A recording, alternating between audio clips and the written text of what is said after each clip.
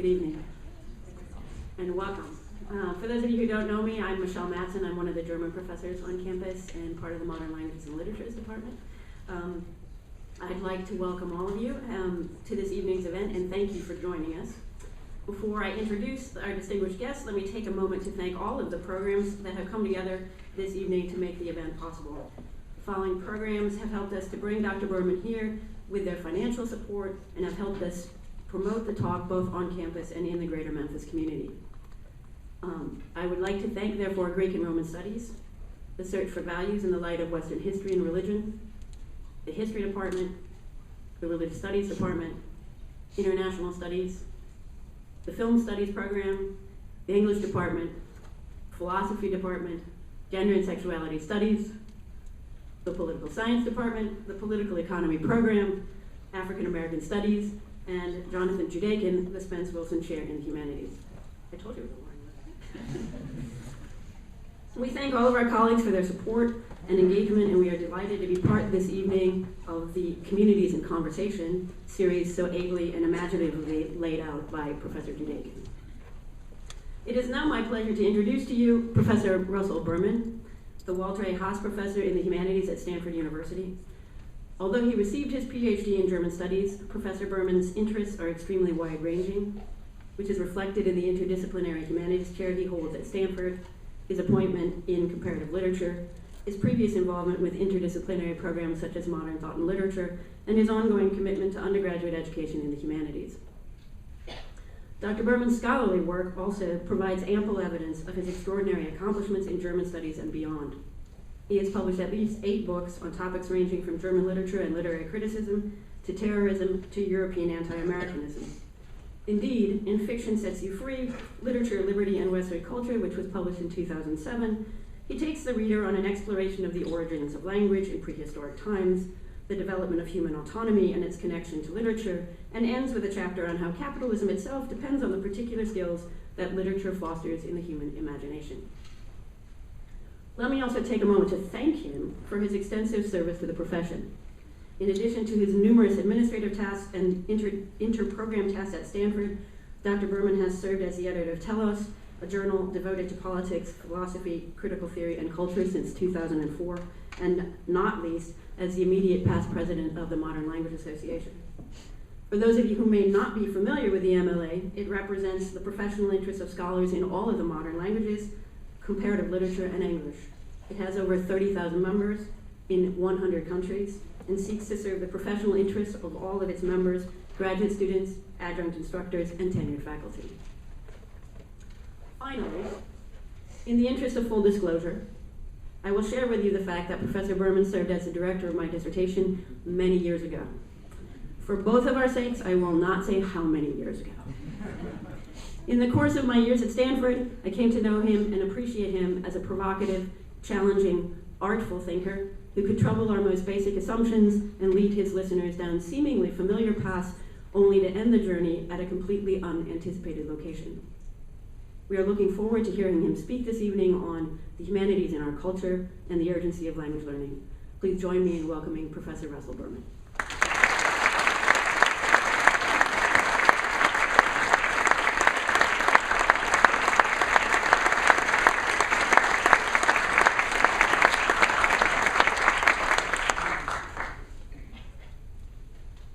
Thank you for the introduction, and with regard to the time of your dissertation, thank you for the discretion.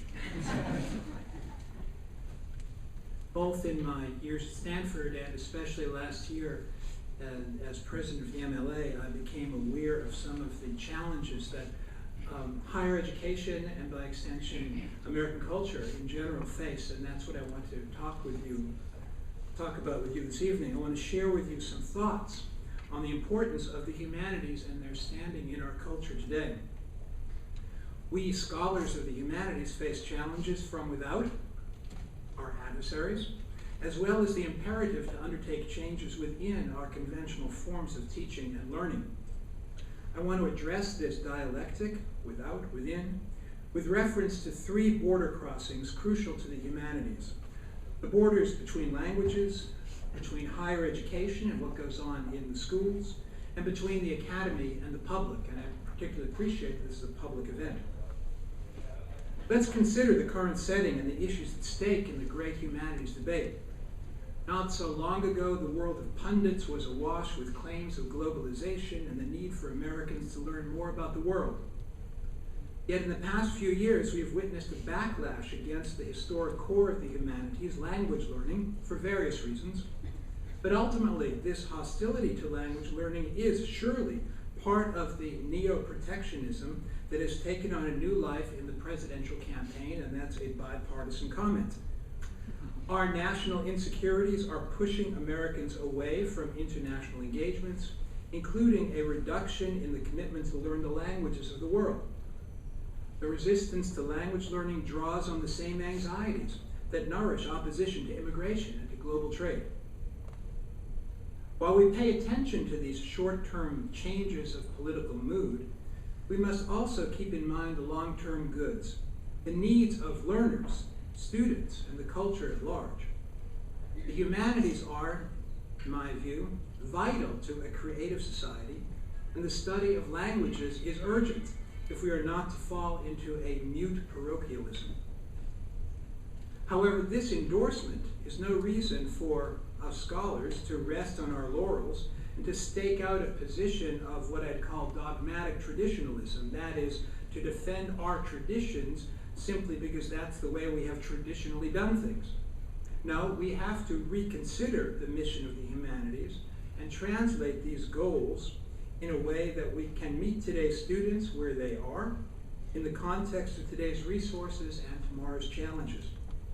In other words, while we have to assert the importance of the humanities to the critics on the outside, aforementioned adversaries, we also have to be prepared to rethink how, on the inside, we pursue the humanities. On the topic of adversaries, writing in the Education Life section of the New York Times on January 20th, former Harvard President Lawrence Summers reflected on the changing character of college learning. Many of his points involve the interplay between the changing character of knowledge and the role of new technologies, such as electronic textbooks and online lectures. One other point, however, concerns me in particular this evening. I quote Professor Summers. "The world is much more open and events abroad affect the lives of Americans more than ever before.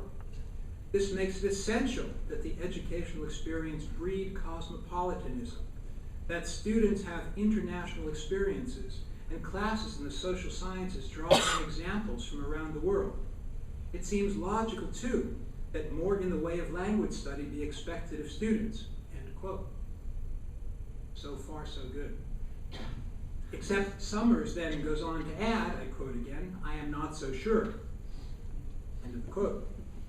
While we might have expected a case for languages in the age of globalization, something else awaits us around the corner as we proceed to hear why language learning is, in fact, not necessary, at least according to Professor Summers, whose subtle command of linguistic nuance contributed so much to his success at Harvard.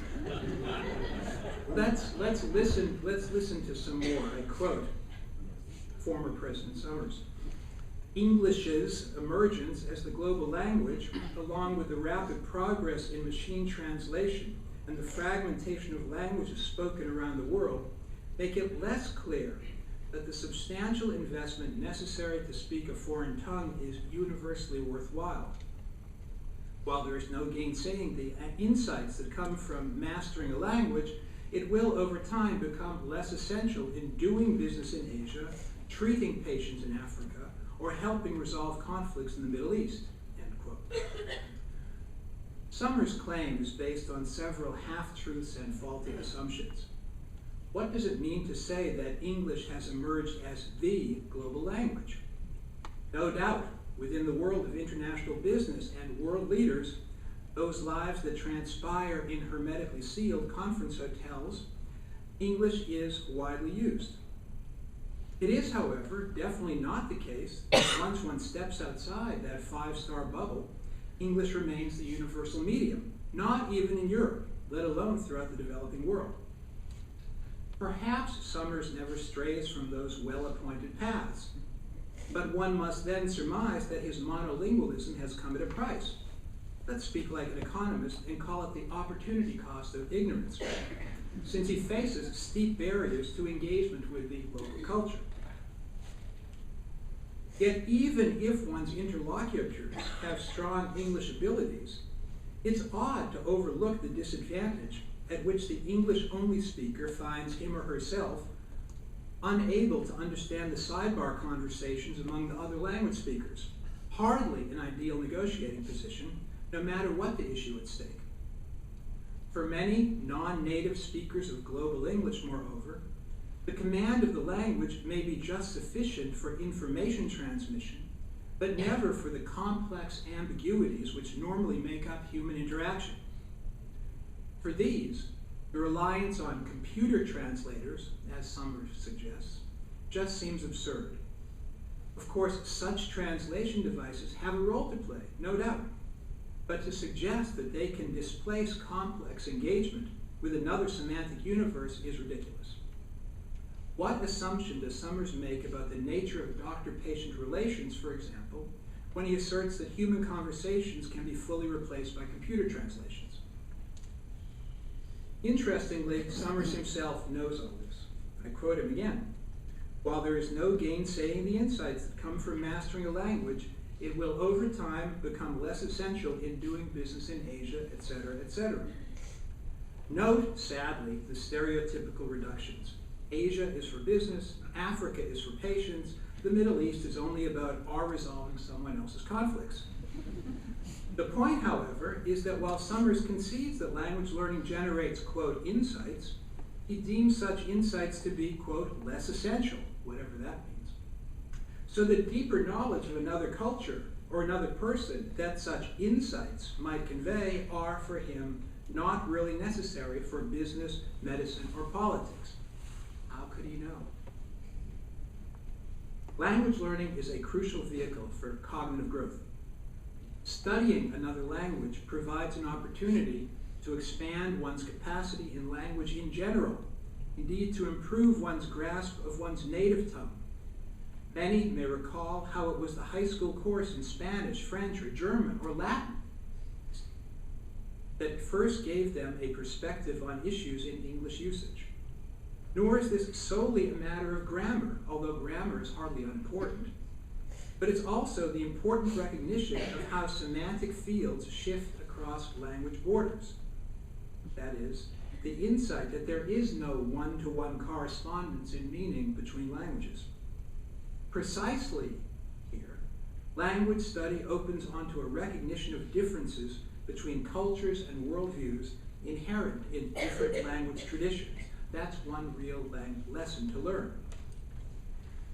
So, surpassing mere translation functions, language study builds a metacognitive awareness of language and insights into plurality of cultures and meaning, while cultivating in students the capacity for language use.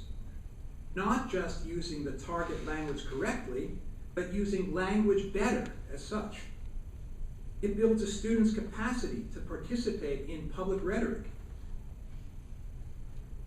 as much as in private expression, and ultimately, language learning contributes to the intellectual virtues required for the informed citizen and free thinker. So given all that, given the importance of language learning, the condition of language acquisition in the United States is deplorable. For students in institutions of education, like Rhodes, where language can be studied, I can only urge you strongly, take advantage of the opportunity. This is one clear takeaway from higher education that will serve you well and that will set you apart from others. The norm in the U.S., however, is to lack these skills. Very few gain the linguistic access to the cultural insights, the importance of which even Summers recognizes.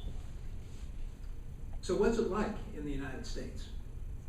Only 11 states in the District of Columbia require any language study for high school graduation. Most second language schooling starts at the secondary level, so in high school, in contrast to the practice in nearly every other industrialized country where language learning begins in elementary school. when young students have a unique capacity for language acquisition.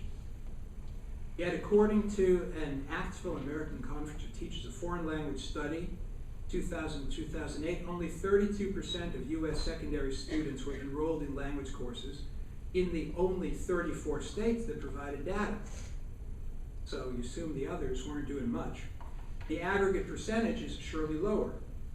For international comparison, however, the relevant figure is 18.5% student enrollment in all K-12 in foreign language classes. That is to say, 18.5%. Less than a fifth of U.S. elementary and secondary students study another language. Our Department of Education, bless its soul, has provided no leadership on this. In contrast, the National Center for Languages in the United Kingdom developed an ambitious agenda when enrollment there dropped to 44% in 2008. 44%, a nearly utopian achievement compared to our 18.5. And in 2009, French President Nicolas Sarkozy called for an emergency plan to improve foreign language instruction in, quote, the country's schools and make sure students are at least bilingual, end quote. Note that, at least bilingual. The European Union has set an even more ambitious goal of knowledge of 2 non-native languages for all students. Currently, 50% of Europeans older than the age of 15 report being able to carry on a conversation in a second language. 50%. In the US, data indicate a monolingualism rate of 80%. While immigrant populations bring rich language legacies into the country, as a whole, Americans are becoming a nation of second language illiterates. And with the diminished capacity to understand other cultures, that follows from that illiteracy. Yet language immersion programs in the schools, whatever the language, be it Spanish or Mandarin or Japanese, language immersion programs are typically in high demand. There are waiting lists to get in.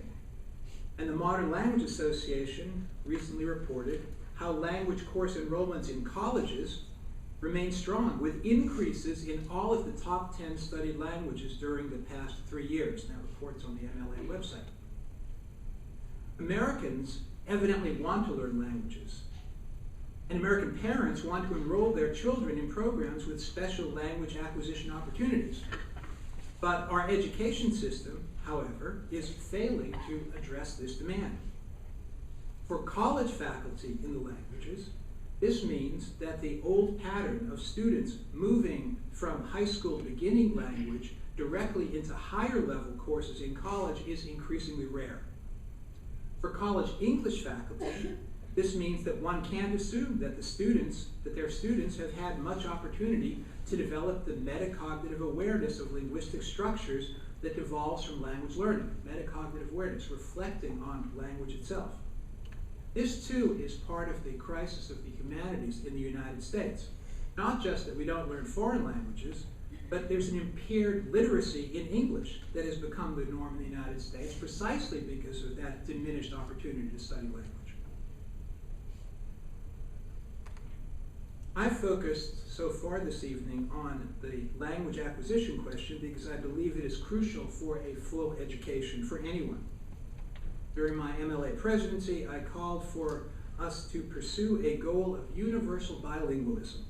Every American college graduate should have advanced skills in a non-native language. So not just the language majors, but everyone.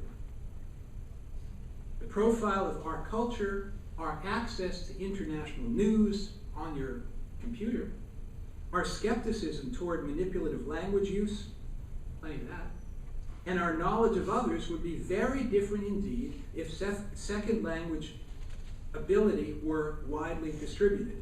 That's why I think that our monolingualism is in effect a national security problem. Yet our failings in language education are merely symptomatic of the bigger sad story of the slip in the status of the humanistic learning in general. Language learning is historically the centerpiece of humanism, and the vicissitudes of language learning are symptomatic of the trajectory of the humanities. Promised to talk about the humanities in our culture. Here's some data. Drawing on the U.S. Department of Education's degree completion survey. So in 1966, in all institutions of higher education, the humanities represented about 17% of the baccalaureate degrees awarded. 1966, 17%. 2009, the rate had dropped to 7%. In other words, the humanities proportion of degrees was reduced by almost 3/5 to just over 40% of what it had previously been. Now, if we look at the presumably more humanities-friendly slice of institutions, baccalaureate colleges, like Rhodes, the numbers are better, but the trend is the same, from 24.6% to 8.8%. It goes without saying that this should hardly be surprising. American culture changed dramatically in the wake of the 1960s, and most of the drop-off, in fact, took place in the years between 1970 and 1985. I believe a significant piece of this shift resulted from some fields and some professions becoming more welcoming of women students who were no longer constrained effectively to humanities majors. No one should argue for a reversal of that social transformation. We humanists should therefore be careful to imagine that there was once a golden age to which we should return. It was not golden for everyone. Yet that's only the first part of the narrative.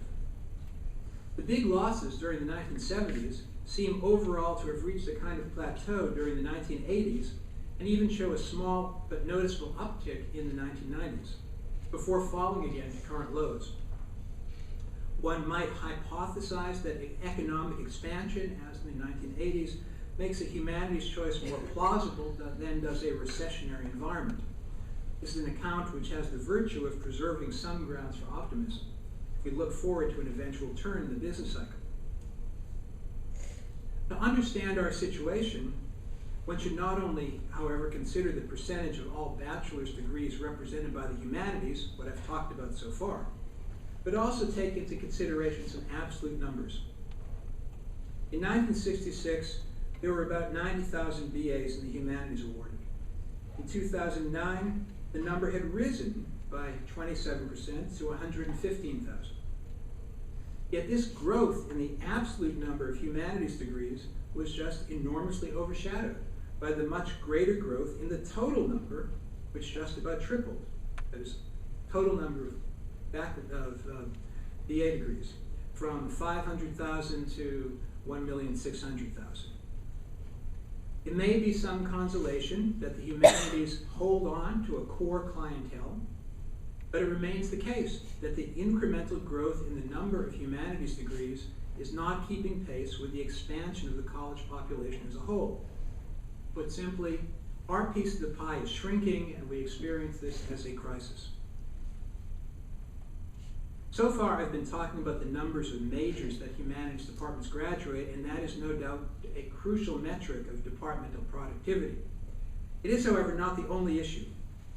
Course enrollment, how many students take humanities courses, is also crucial. Administrators judge departments in terms of both. This distinction pertains to a crucial aspect to the enrollment question. Course enrollment is not only about the efficiency with which a department offers a major course of study, it also raises the question of education for non-majors, or more importantly, the role of the humanities in general education. That is, rather than just thinking about how many English majors or French majors or classic majors or German majors we turn out, what contribution does the humanities faculty make to the education of the whole student body? Well, I think that we have to pay attention to the quality of our major programs. General education ought to be the trump card for the humanities fields. Understanding our educational mission in terms of contributions to student language skills, literacy, and the associated cognitive capacities for all students, our department should play a key role in the growth of majors and non-majors alike.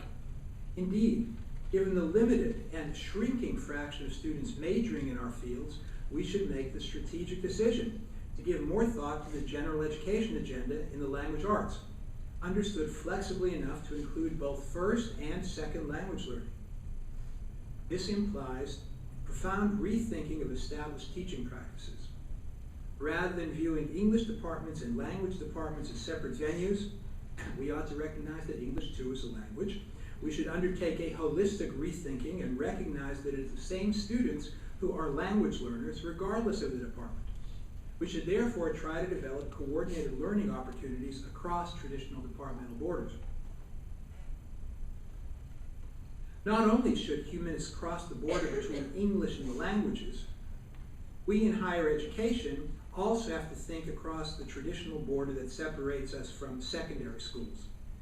Federal education policy in secondary schools has direct consequences for our classrooms, let alone for the high school students immediately affected by those policies. Dissatisfaction with allegedly inadequate preparation of high school students is one of the ostensible motivations between the current calls for assessments and standards, and here I open onto the terrain of highly debated education policy. The pursuit of what's come to be called the Common Core State Standards, and you can Google that term, which is transforming high school teaching with a direct impact on the character of the learning profiles of entering college students. Entering college students are coming right out of these high schools. This represents the continuation of the No Child Left Behind policy of the Bush administration and its amplification in the Race to the Top policy under President Obama and his Secretary of Education, Arne Duncan. At stake is the establishment of national learning goals in English and math, and the implementation of assessment techniques as a way to monitor effectiveness of teachers and schools.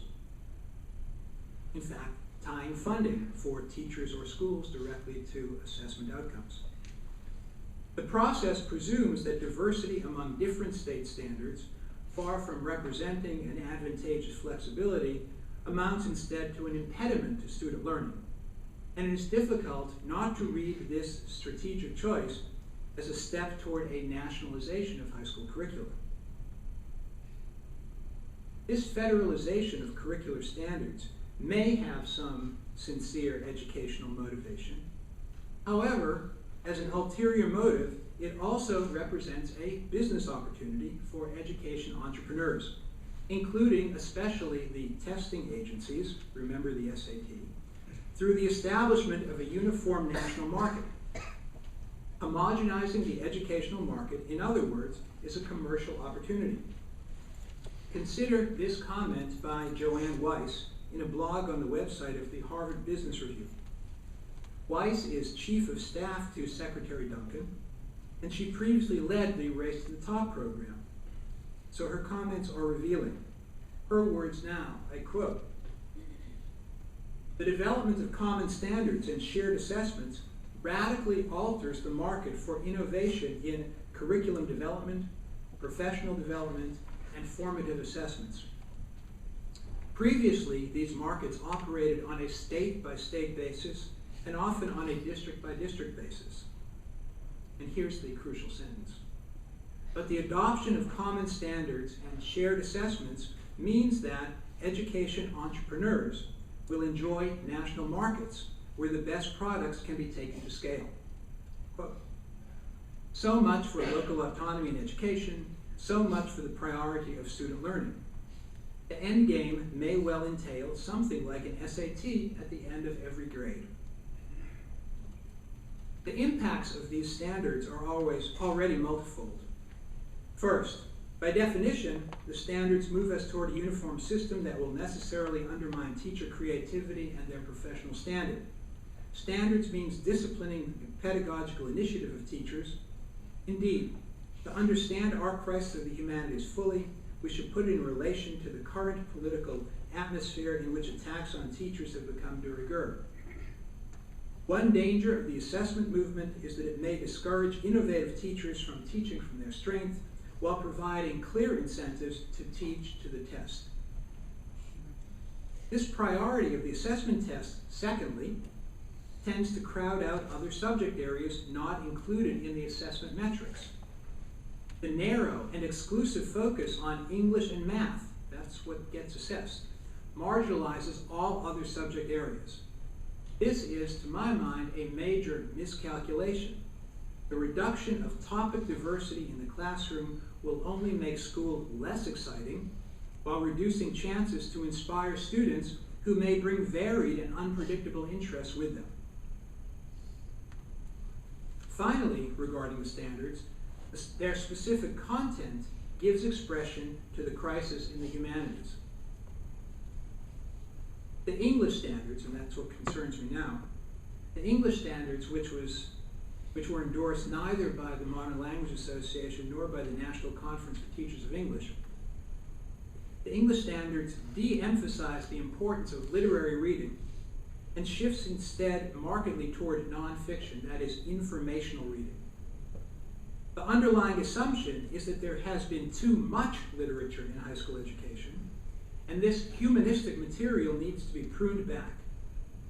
Instead, the model of literacy appropriate for, the technical term is college readiness, increasingly involves the ability to read a social science textbook accurately, rather than to interpret fiction critically, to read historical documents sensitively, or to use language creatively as a vehicle for personal expression. That is, literacy is being redefined as an ability to read a manual. It is then no surprise that we increasingly find college freshmen who not only lack significant experience with a second language, but who have also missed out on any extensive training in critical reading in English. So just an anecdote from this past autumn at Stanford, I was speaking with some freshmen in a class talking about the Humanities program that I direct, and a student, high school, just out of high school, first year at Stanford, she told me that she really likes the information, that was her term, the information she gets in her humanities class. She just doesn't like all that interpretation and discussion. I've been discussing the humanities in our culture through images of border crossing. First, the opportunity to learn about other cultures through second language acquisition. And second, the urgency of thinking across the border between high school and K-12. We need a comprehensive educational vision. There's one final border crossing that I want to sketch out tonight. The future vitality of the humanities requires that we be prepared to step outside the confines of disciplinary specialization. This is not necessarily easy for colleagues, that is, my colleagues and myself. Not necessarily easy for scholars who've been trained in modes of professional particularity. And even while at many colleges and universities, practices of interdisciplinarity, crossing borders between departments, have become common, all too often the incentives for young scholars are lined up differently. Decisions regarding hiring, promotion, and tenure are still frequently based on primarily disciplinary rather than interdisciplinary measures. Higher education is just not necessarily that good at undertaking the more complex evaluations required by a hybrid, post-disciplinary scholarly universe. These are shifts that will require some significant reworking of the model of the research university and its implications for education, for higher education in general, including at liberal arts colleges. Still, the interdisciplinary Rubicon has been crossed, at least in spirit, a long time ago. We in our fields talk with colleagues in other fields. Beyond disciplinary specialization moving beyond disciplinary specialization within the academy, within the college, within the university, however, implies another, even more challenging dimension. Reaching out beyond the space of scholarly specialization altogether to address different, more diverse, and wider non-academic audiences. To the extent that the humanities have not fared well in the current budget crisis, it is due, at least in part, to our professors' failure to communicate to the wider public what the mission of the humanities entails. No matter how we insist on the importance of the humanities, and I believe in their importance and I insist on them, it does us no good if we fail to communicate with the public.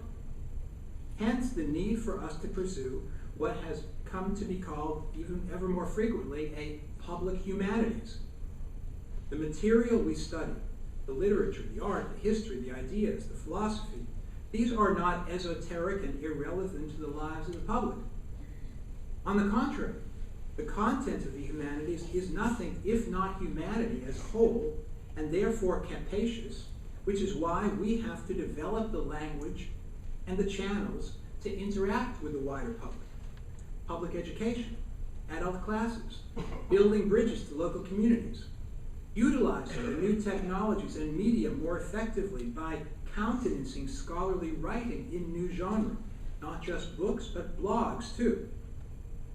All this implies, however, a considerable shift in the logic of scholarly research, no longer exclusively or primarily for its own sake, but also for our contemporaries outside the academy. Such engagement in the public sphere has, alas, often been treated as a fault, a kind of journalism, antithetical to scholarly discipline. That's a bad attitude. We need to change this value structure and recognize the contribution that scholars make when they write for the public, whether they write in books or in blogs or speak on the radio. This brings me finally to questions of practical consequences. How will the humanities have to adjust its practices? How will we humanities scholars have to adjust our practices, even as we defend the humanities against adversaries on the outside? Criticism, even criticism like that of Professor Summers, should not lead us to a knee-jerk defense of the status quo. We should take it as an opportunity to develop and renew. Here are 6 points that I believe are crucial for the project of humanistic learning to flourish in the future. First, the humanities should respond to the growing attention to student learning, which implies a departure from the model of research specialization. A recalibration of the relationship between research and teaching is underway even in the research university. It is very important at this point that liberal arts colleges in particular make it very clear to research universities that they will scrutinize the teaching preparation of applicants for new positions.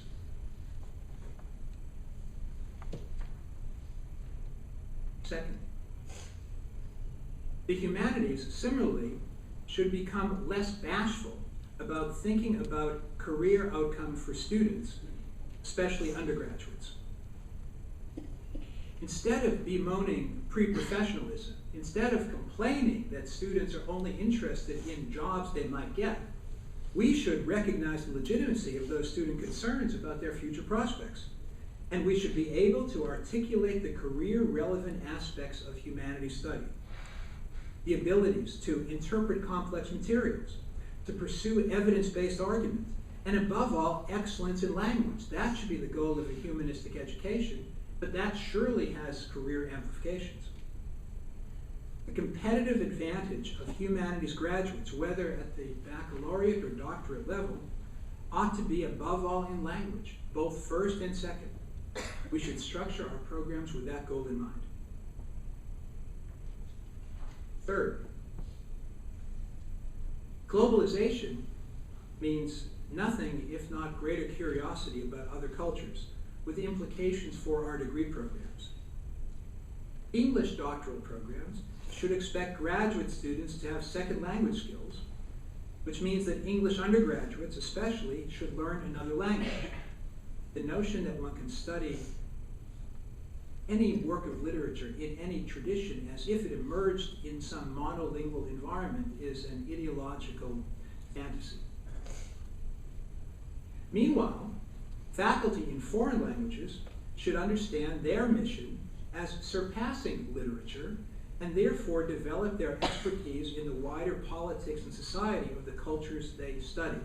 That is, we in a German department, of course, folk teach Goethe, of course we teach Nietzsche and Rilke, but we should recognize that we're the place where undergraduates are going to come and ask questions about Germany as such, about elections, about debates, about contemporary politics, and we all ought to cultivate the ability to respond to that student curiosity.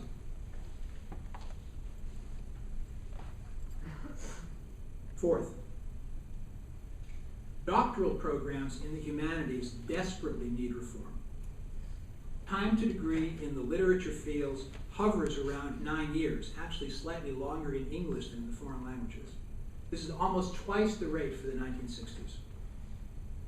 Part of this length and time to degree is a function of poor curricular structure. Part of it is a result of faulty advising. Whatever the causes, humanities doctoral programs need to become more expeditious if they are to remain affordable and accessible.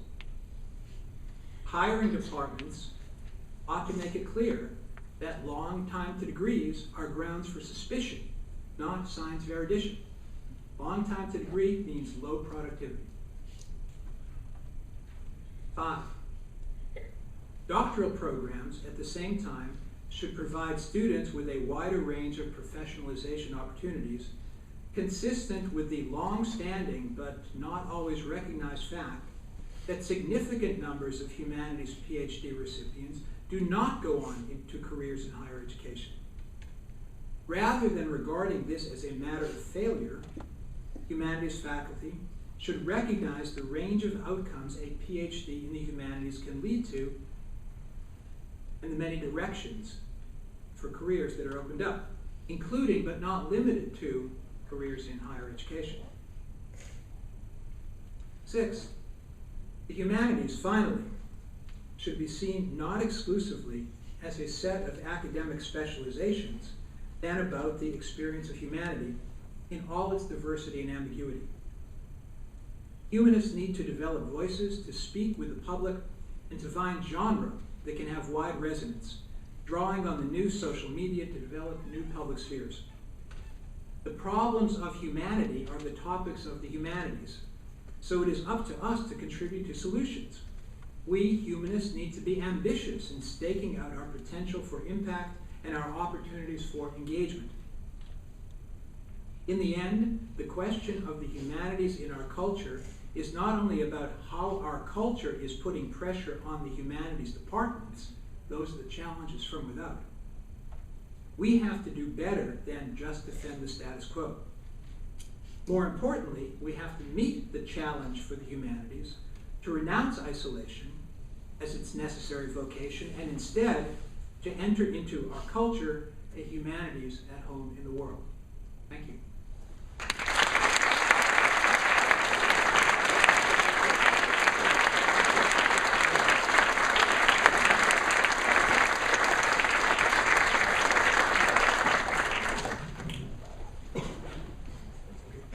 Thank you very much for coming and for our talk. And when we designed this session, we thought about it as a conversation between faculty, of course, but also between ourselves and the students. And we are very happy to see so many. Please don't be afraid to ask any questions. Just try to be brief enough and to the point, and we are happy to take questions. I have a question for you, and you might be happy to know that I think Rhodes does an extraordinary job with the general education across disciplines and really trying to get students to embrace the humanities early on in their career.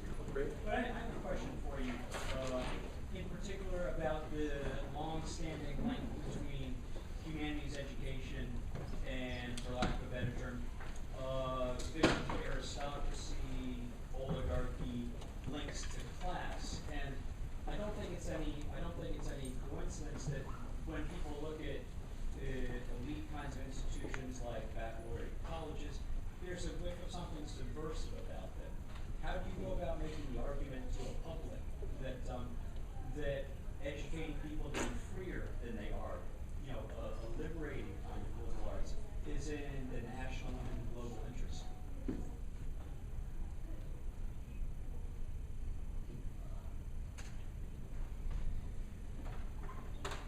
It's not an easy question to answer. My sense is that there are big parts of the public that have a continued commitment to liberal arts education. It's not as if the country is full of opponents of free thinking, but there are there are those who would have us focus exclusively on career preparation. And as a faculty member, and I've heard the same story from others, I've encountered the student who says, you know, I really want to read German novels, German poetry with you. Or I'm really interested in Germany and my parents say I have to become a doctor. I have to major in business.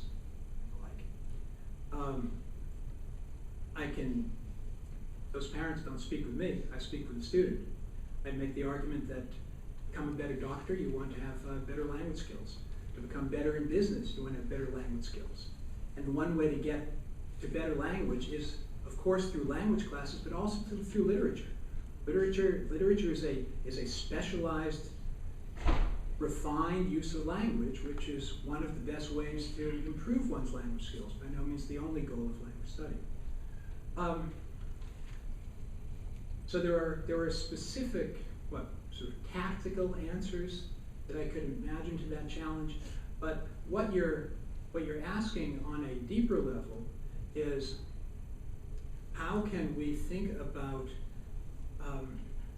anti-emancipatory tendencies at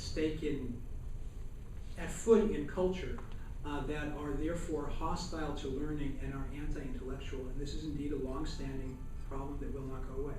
And if I could sort of follow up on that, frame it a tiny bit differently, the examples that you give about success in business or better patient-provider relationships, all those things are pretty individualized, and I think people recognize the advantage of humanities education for themselves and certainly for their children, looking at people's willingness to send their children to college. But how do you make the case that it's in someone's interest to spend their own money to educate other people and other people's children, and to put the tangible assets there to free them? Well, that would be a long discussion.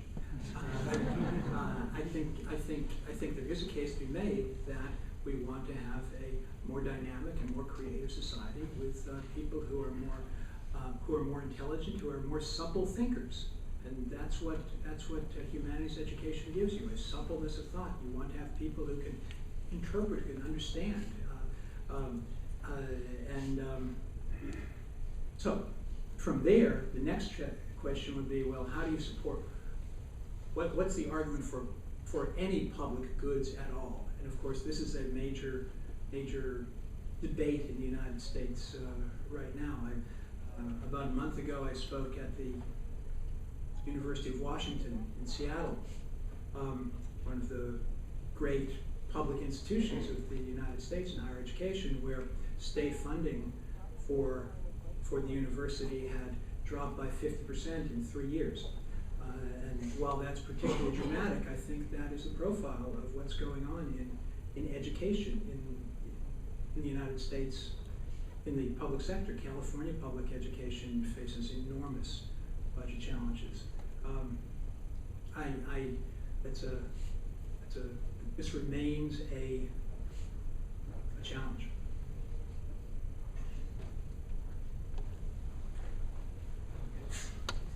A more practical angle on that same question. My sense is that the opposition to the humanities actually is well funded. It's think tanks.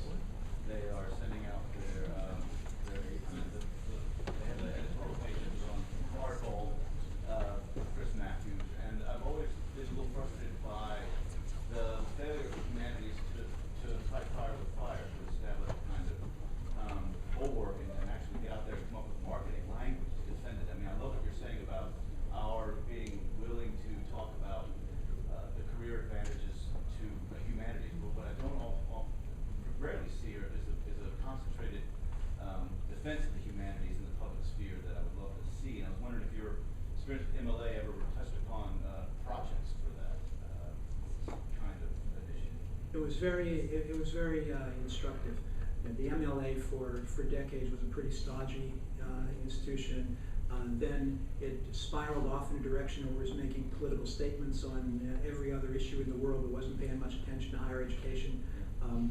No one was minding the shop, and In the past couple of presidencies, I think there's been a turn toward a real focus on this crisis of education in the United States. By no means all the same positions, but Jerry Graff, President 2 before me, focused on education, and so did my predecessor, Sidney Smith, and I have.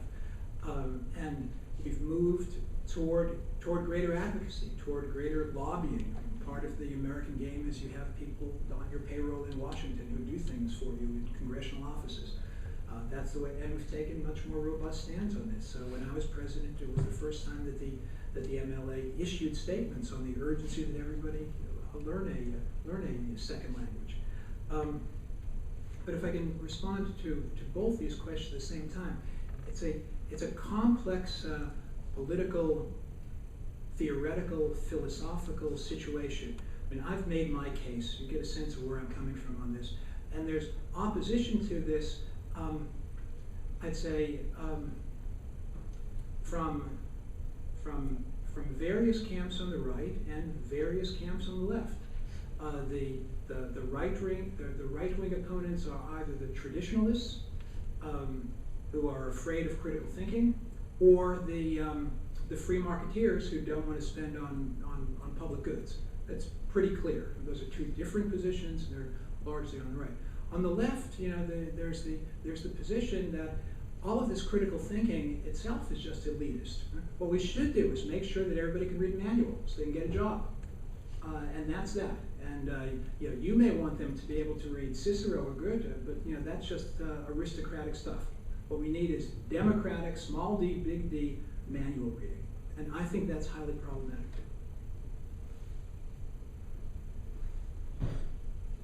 Are the two mutually exclusive? In other words,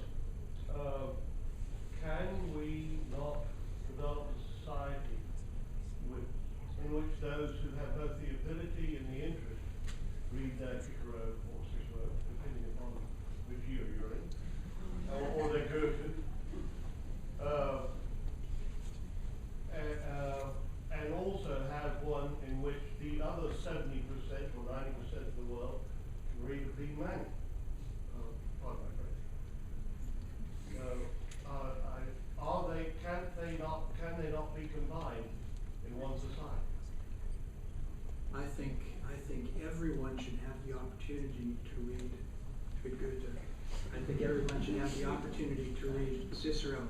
There's a famous, this is an old American debate that goes back 150 years, and there is a famous passage in Du Bois' and Souls of Black Folk where he's polemicizing against Booker T. Washington, and talks about those for whom it is ridiculous to imagine a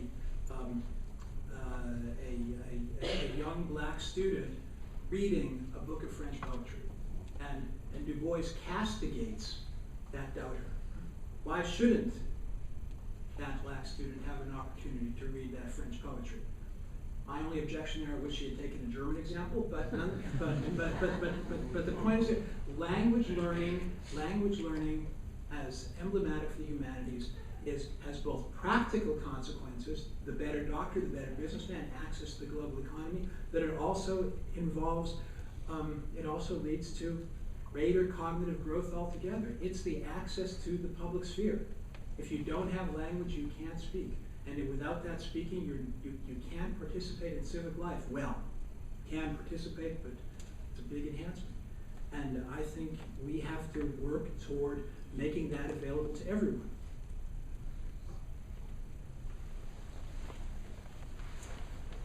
It seems to me that part of what I really liked about the way you talked about this was the use of the term dialectic and saying that this is about a relationship between different kinds of things. And there's a way of disaggregating that relationship.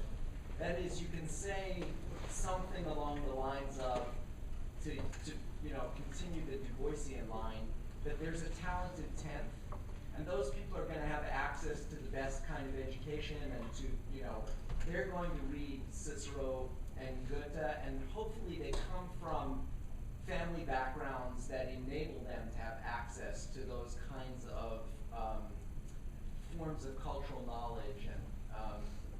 But there is also this instrumental position, which is that, you know, in Tennessee, for example, in West Tennessee, we have only 18% rates of graduation from college. And if we only increase that 1%, it would have a dramatic economic consequence for this area. And so encouraging people, this falls from Professor Bakewell's point, right? Encouraging people to invest in education when they have to pay for the education of others directly benefits everybody, right? And the same thing goes to the issue of public goods. That is, if we know the statistics about levels of economic growth in terms of when they've been at their highest point throughout all the industrialized world, it's been connected to investment in public goods. So I guess my comment is part of the problem is the way in which these things end up getting disaggregated and sort of parceled out, as if there's a division of labor in the very way that we think about this, which is part of the problem. And then I just want to follow that with that comment with a very direct question, which is, it seems to me we're not going to avoid the problem of some common standards and testing. We can, however, draw on the models of Europe, where they have very, very different models of what these common tests look like. The agrégation in France, for example, or similar kinds of comprehensive exams that exist in every European context and in every non-European industrialized context.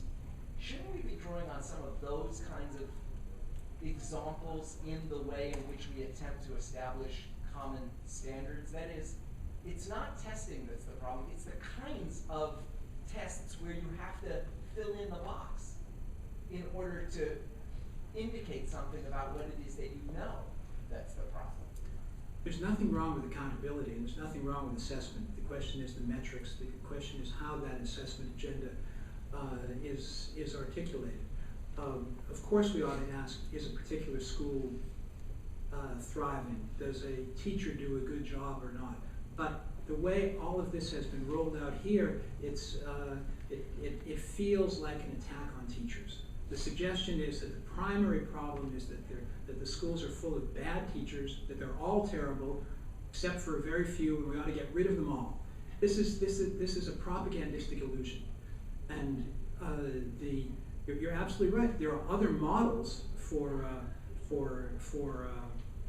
assessing, and there are plenty of advanced industrial societies that do a much better job at education and assessing education than we do here. Some of them are in Europe. Japan as well is an example we can turn to. Part of the problem is that this whole, well, there's been a national attention to assessment, a particular process that has led to the standards, the Common Core State standards, was in fact not thoroughly public. These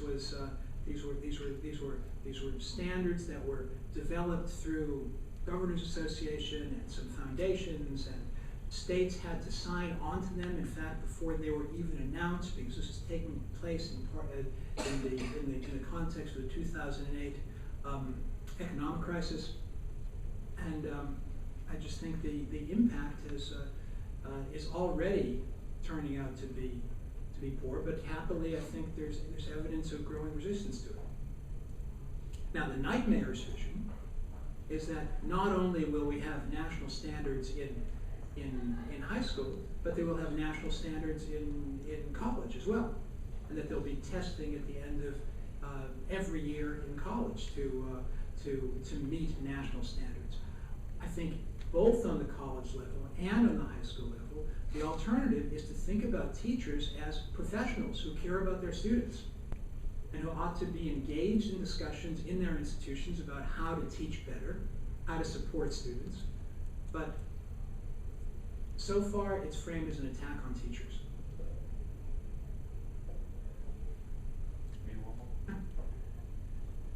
was just wondering if you could talk about, I think one of the big problems humanities is going to face is convincing Americans that it's important to learn and know about other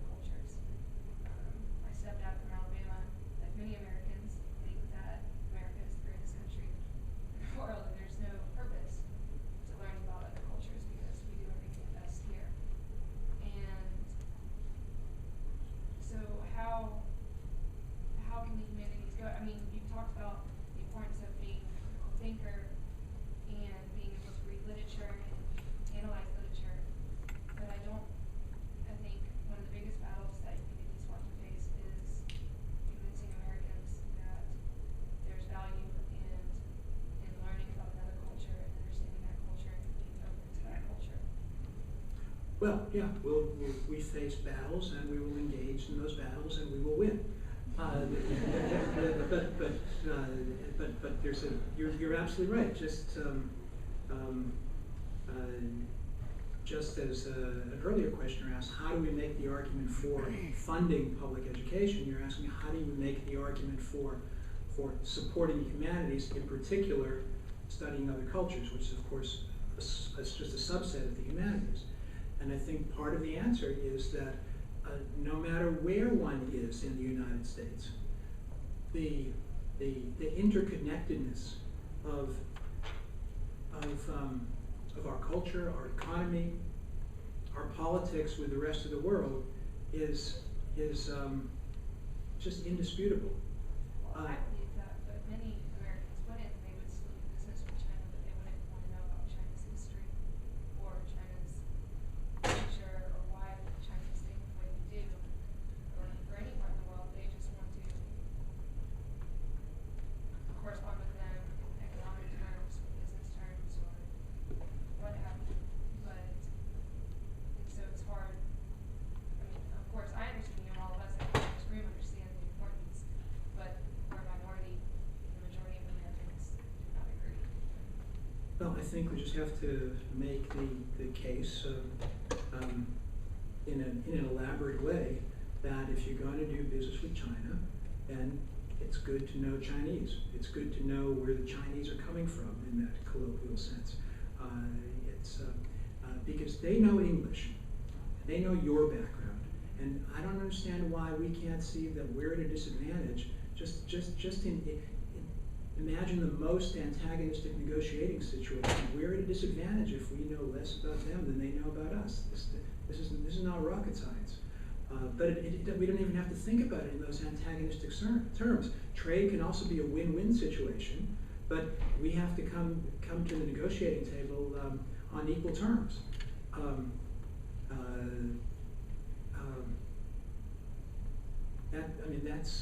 That'd be part of the answer. That's part of the say instrumental or specifically job-related part of the answer. Beyond that, there's the answer about building students' cognitive capacities to think deeply, interpretively, to be able to face complex texts, whether they're literary texts or memos in a business environment, and try to read between the lines. If you can read better, you'll do better. And one way to read better is to study language more. Now, that's not an argument for Chinese over Latin, but it's certainly an argument for some language over linguistic illiteracy. I suppose there will always be some people who will say education as such is pointless. Don't change, don't do things any differently than we've always done them before. I don't know. That'd be a topic for another discussion. How do you deal with an iceberg of absolute ignorance? I mean, that exists. Yeah. But I don't think most people are there. I don't think most people are there. I think there's some of that, but I think most people understand that we're in a complex world. We have limited resources, so you make an argument for funding public education. You're not making an argument for public education for funding public education infinitely. We're not there, but funding it at all is what's at stake. Because if you do better in Alabama or in West Tennessee or anywhere because you have more creative people, then it lifts all boats.